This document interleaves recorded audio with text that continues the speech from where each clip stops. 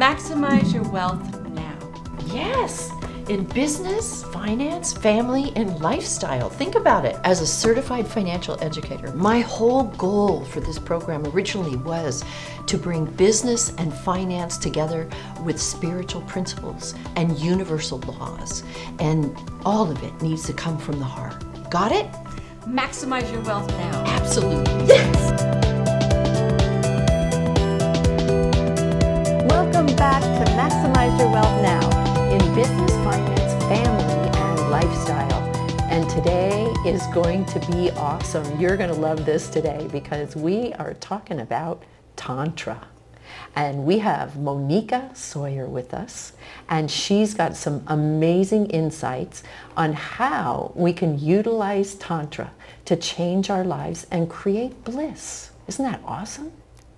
It's beyond awesome. I can't wait to hear all about Tantra energy. Yes. Oh my gosh. And we also have joining us Neal Sperling. He has met every high roller on the planet. Okay, I don't want to back up, not really. But he has met some very important people, and the way he's done that is through connecting. And he's going to share with you some really wonderful stories about who he's met, how he met them, and how you can meet the people that you want to meet by taking a few steps. So I'm excited to have Neal here today to share his golden nuggets with you. I'm excited about that too, because I have people I want to meet and I want to know exactly how to do it, and he's got the answers for us. So we're really looking forward to having him on there too. That's right. So we'll be right back.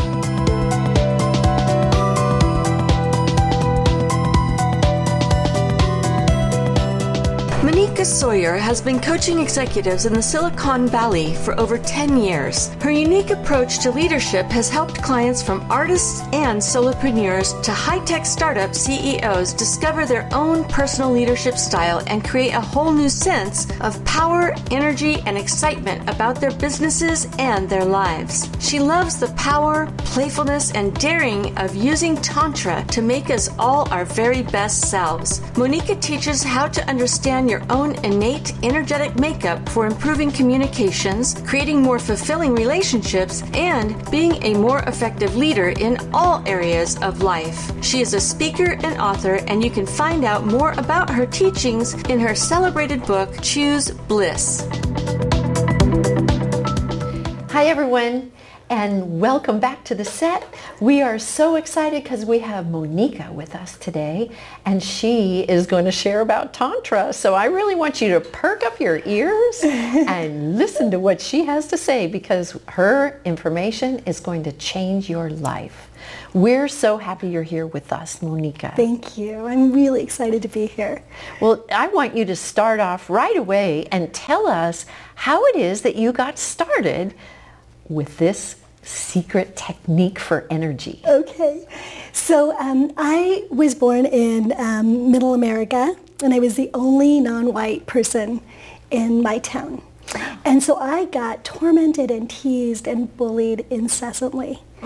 So by the time I was in high school, I was tired. I was tired of getting beat up, and I was tired of not having any control over my life. And so, you know, I just decided this was it. It was time for me to just move forward. You know, I needed a change, and I needed it now. So I started to search. And then in my sophomore year in high school, the summer after that, I found the book Think and Grow Rich by Napoleon Hill. Have you read this book? Yes, yeah. I have. There's everybody I know that's doing anything has read that. Right? It was a game changer, right? Yes. And so he interviewed 500 successful millionaires to find out what they had done to be successful. And one of the things that he found is that without an exception, every successful person practiced the principles of sexual transmutation, which he covers in chapter 11. So now just think about this, right? I'm a 16-year-old girl, and I'm like, sex? Really? Ooh, that's cool. Sex and success? That's even cooler. So I start to study, and I started reading books and started my own practice on my own without anybody else. And I want to be really, really clear here that this is not a sexual practice. A lot of people think of Tantra as sex. It's not a sexual practice. It's the utilization of sexual energy, which is a completely different thing. Right? As a matter of fact, if you have sex with the wrong person, it can completely muddle this energy, right? That happened to me. Right. I know exactly what you mean. Yeah, so like energetically, you don't want to muddle things. You want to be really, really careful because this is so powerful. Anyways, got back to school, I was in the 11th grade, and out of the blue, my peers nominated me to be class president and ran a campaign, and I won. And these are peers that didn't know anything about who I was just the year before. Wow. Okay, so wait a minute. So you learned about Tantra energy, and doing that, you went from being bullied and beat up to president of the class? Are you right? Whoa! Yeah, we have so much control. Like in our culture here, we really put a huge emphasis on the mind, and the mind is an amazing tool. And we do need to focus on that. However, it's not all that we are.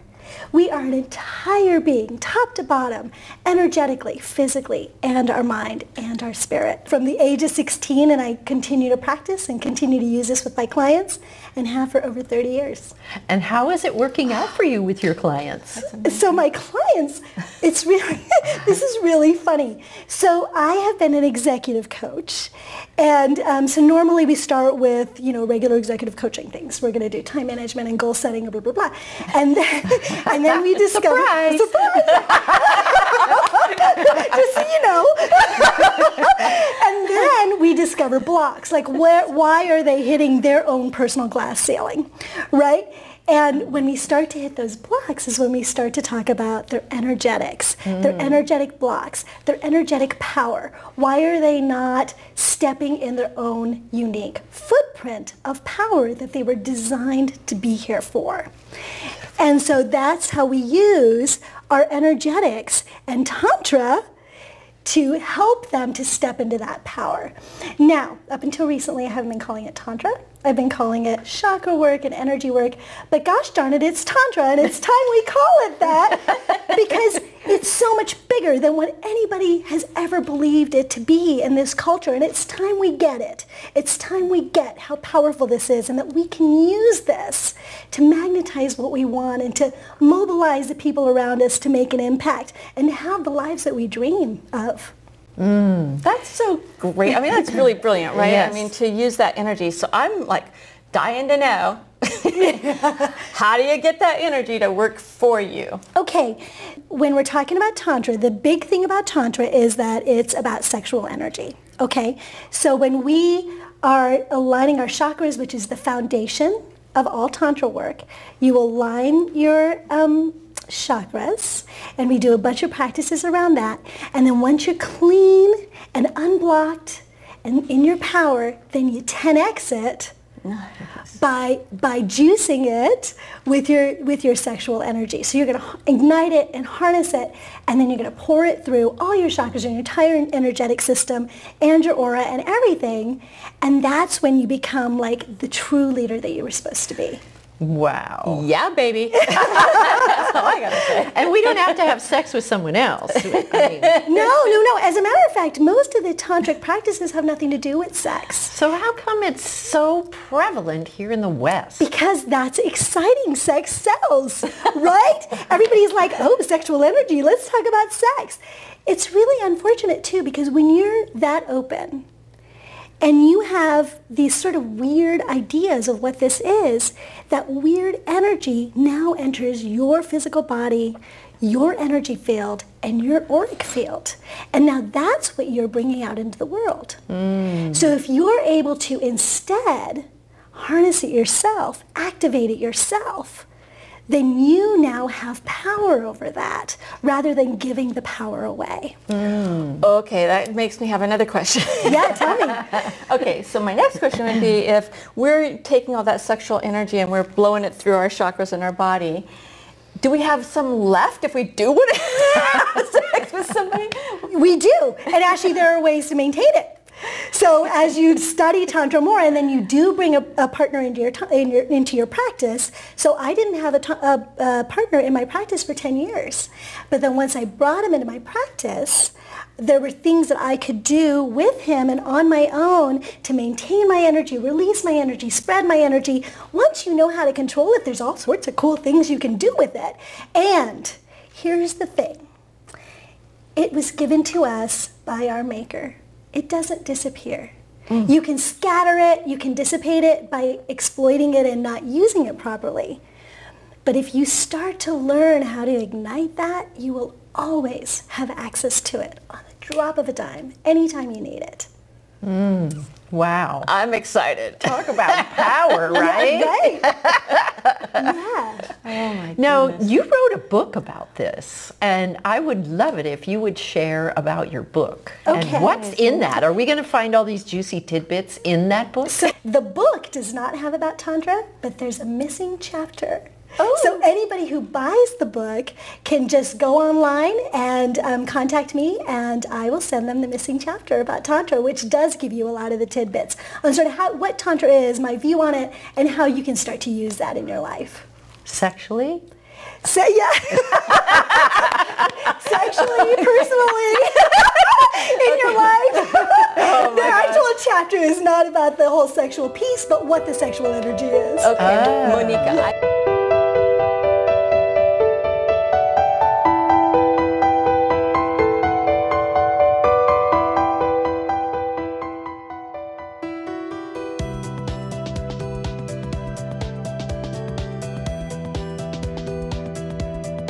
I'm curious to know, Lori, what was your biggest aha during the class? Figuring out how to say what I do in 4 to 5 words. This has been so exciting because now when I network and someone asks me what I do, I can say it so succinctly and very excited to the point that women say, I want to work with you. Oh, wow. Talk about change. You know, I'm a change agent here. And I tell you, I was resistant. And I did move forward and I did risk only because Shirlene was so gentle and supportive for that process. I am so excited to be able to reach so many women now, whereas before it was one-on-one. And now I can reach the masses. The masses. Massive visibility for massive income, right? Yes. What could we take away to do today that would change the state of our energy? We might need that while we're on the set today. Yeah. So there's a couple of techniques I can give you. So first we can, and you can tell me which one you would like, because I'm not sure we'll have time for both. We could just do a breathing exercise, which will ground you and activate, or you can do an energy bubble, which is my favorite technique. Oh, Energy let's bubble. do the energy bubble. Energy bubble. Sounds good. Okay. So what you're going to do is you're just going to take a deep breath into your heart. And just kind of imagine that there's a little green light in there and it's starting to sparkle as you breathe into that. And it gets bigger and bigger and it just fills your heart up. So take another deep breath and get that sparkly green heart energy going. And now, whoever you're with, look at them and then just sort of see the space around them. And you're going to want to set points around you to where you want the bubble to be. So for instance, in this situation, I would pick points behind you guys above and below, and then behind myself because I want to be included. And so you're setting up sort of this sacred space, okay? And then you're going to breathe into your heart, and you're going to send that energy out into the bubble and just fill it up. So you're going to, like, it's as if you're breathing out of your heart and you're just filling up that bubble. And what's really fascinating about this is that when you do this, you find that it's like the rest of the world falls away. When you're having a conversation, it's just you and me. If you're in a meeting and you want a bunch of people to focus on you and there's other stuff going on around you, suddenly all that stuff falls away and everybody's focused on you. You know, so you can really fill that space with really good energy so people feel good, they're able to focus, and the rest of the world falls away. And it's super useful. It's useful in a boardroom, in a meeting, in your relationships, whether it's with your spouse or your children. In school, if you really want to focus, if you're in a class, you can set up that bubble with you and the teacher, and suddenly you are able to completely focus. So this is, I have to say, my favorite technique, and I use it all the time. Awesome. Did you do that with us before you sat? I did. I did.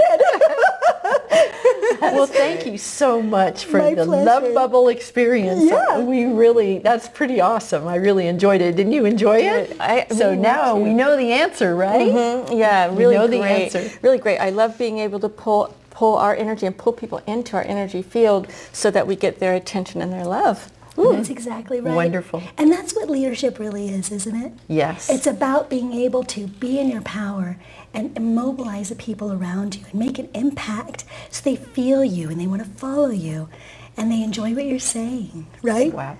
Beautiful. So, absolutely beautiful.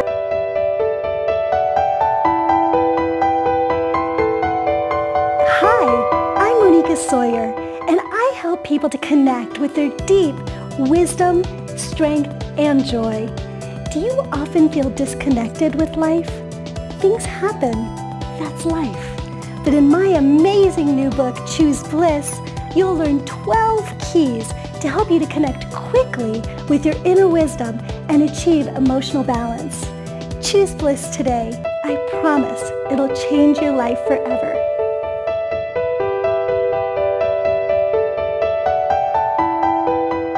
Neal Sperling is the founder and CEO of a global business strategic advisory service that has advised startups, mid-cap companies, nonprofits, and very high net worth individuals. Neal has connected clients with individuals who have changed their lives for the better and have even helped them to fulfill their unique life's purpose. Hence, he's been called a world-class connector. At last count, he has connected with over 50 billionaires, the President of the United States, U.S. Vice President, various heads of state, prime ministers, a 5-star military general, governors, mayors, and 14 Nobel laureates, inclusive of 9 Nobel Peace Prize winners. He's additionally connected with Academy Award-winning actors, directors, producers, Pulitzer Prize-winning authors, sports legends, artists, inventors, astronauts, and explorers. Recently, Neal developed several masterminds to reveal simple techniques that can help anyone to think more abundantly and connect more successfully with a vaster range of people across multiple fields. I know that you are a connector, and that's been something that I really honor and respect about you, because I know it takes techniques and work to be a connector with people, and you really have to know how to do it, right? You have to know how to get out there and connect with people, and that's something that you're an expert at. So tell us how you first found out and discovered that you were a connector. Well, that's actually very interesting. I've probably been doing this most of my life without thinking about it. But there was a day where I was with somebody at a business meeting, and he said, hey, would you like to come across the street and meet Robert Allen? Robert Allen is this 5-time best-selling author in the New York Times. And I thought, that's great, because I knew his work, and it was an exciting thought. So we went across the street, and he was just getting ready to go on stage when I just literally bumped into him face to face. And I knew that I had to make an instant decision, so I said, Mr. Allen, could I have your card?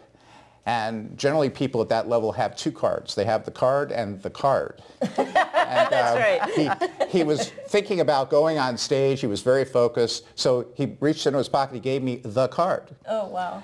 And I didn't call him for 6 months. And finally, I picked up the phone.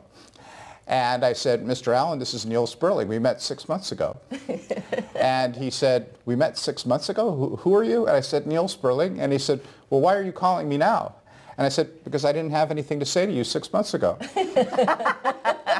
But I do now, and I didn't want to waste your time. And so I thought, that's one of the important things, is to really respect other people's time. And he was still confused, so he said, well, send me an email. So I sent him an email, and I listed 6 people that I thought that could help benefit his business that I knew that I was thinking that perhaps he didn't.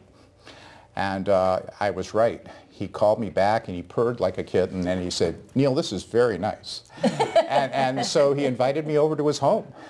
And I got to meet his wife. We spent about 3 hours together. And after 3 hours, he looked at my business card. He says, you know, you're not a business development and marketing guy. And I said, I'm not? And he said, no, you're a connector. And I said, what's that? Because I honestly didn't know. And I had to go home and look it up on the internet. But because of that, he helped establish my brand. So it was a very beneficial day. Wow. Absolutely. So that's really, a great story about how you became a connector, right? So the next question I have is, I know that you did a TED Talk. Do you want to share a little bit about how that came about?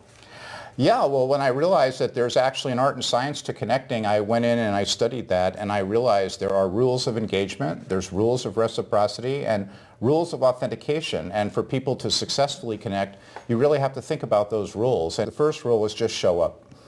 You have to be present, and you have to be available and accessible. The second rule is follow up.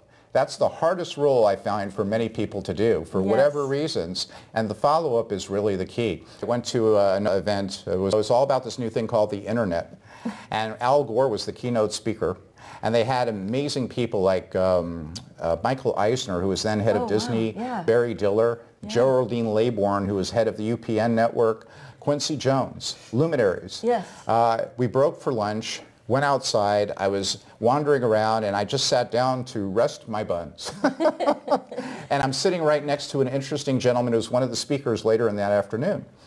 And I kept looking around for Michael Eisner. I was looking to connect with Michael Eisner, and he was sitting next to me. He said, what do you think? I was telling him, you know, I don't know much about this new thing called the internet, but what I do think is that if anyone is going to get involved with it, they'd want to do it through a medium that's comfortable, like brick and mortar stores, and they'd have some kind of coupons or incentives, and then through that they would like get involved with the internet, and then you give it to them for free for a while so they could test drive it, and then you sell them a subscription. And he looked at me and he said, well, that's exactly what we've been talking about doing. So we got into this conversation, and I'm still not invested in the conversation. I kept looking around, you know, where is Michael Eisner? And the man I was sitting next to, in this, I guess, polyester suit with this not very expensive looking tie, was Steve Case, founder of AOL. Wow. And he had invited me to come look around, and I didn't follow up. And it's really not about your agenda. You need to be open and present to what's happening, and the universe will often show up when you least expect it. Oh, I love that. And I fully believe that with all my heart. You know, I think there's 4 rules of engagement. Is that right? 4 rules? There are 4. The first 2 are the show up and the follow up, and then the rest I teach in my course. But I find that basically it's all about the same concept, which is that you have to really think about, it's not only about common interests. You know, common interests bring people together, but I always counsel my clients and my students that common values, common perspective, and common personalities keep people together.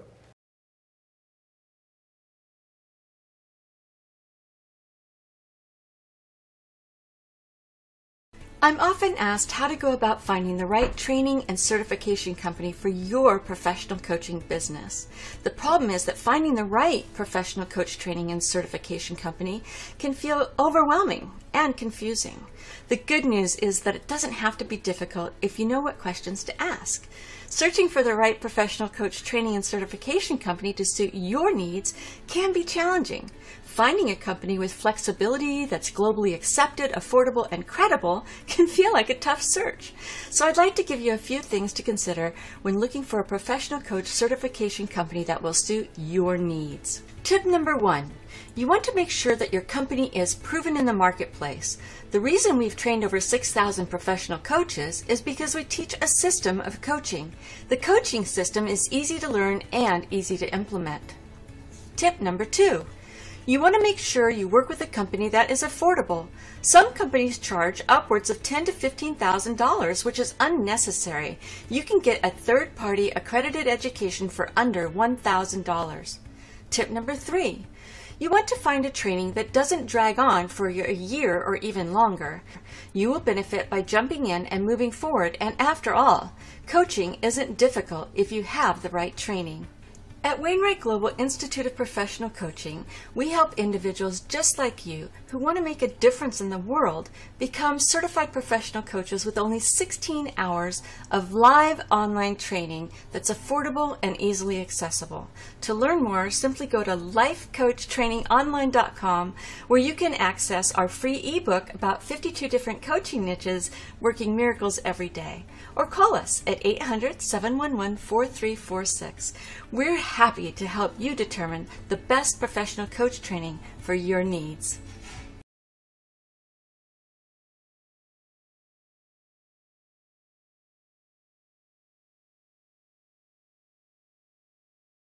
If I wanted to meet the President of the United States, what would you recommend as the first step that I take?